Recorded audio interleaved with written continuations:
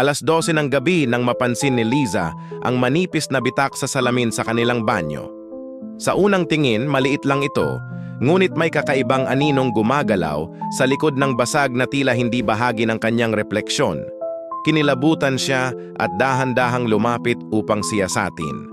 Habang papalapit, unti-unting lumalawak ang bitak, parang may pumipilit mula sa loob ng salamin na gustong makawala.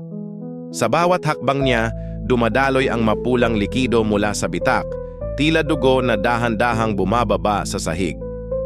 Napapaatras siya ngunit hindi makaalis ng tingin, parang may nakagapos sa kanya.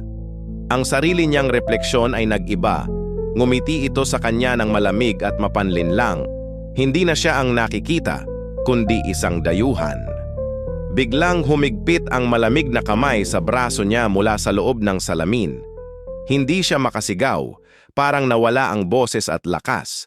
Ang anino sa loob ay kumakalas, madulas at madugo, habang ang basag ay bumuka na parang bibig na naghihingalo. Pilit niyang tinangkang kumawala pero napalitan ng refleksyon niya ang anino.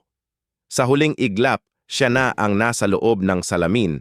Nakadikit ang mukha sa basag na salamin, nanlilimos ng tulong habang ang dumudugong anino ay malayang lumalakad palabas, suot ang kanyang anyo, handang maglakad sa mundong tunay.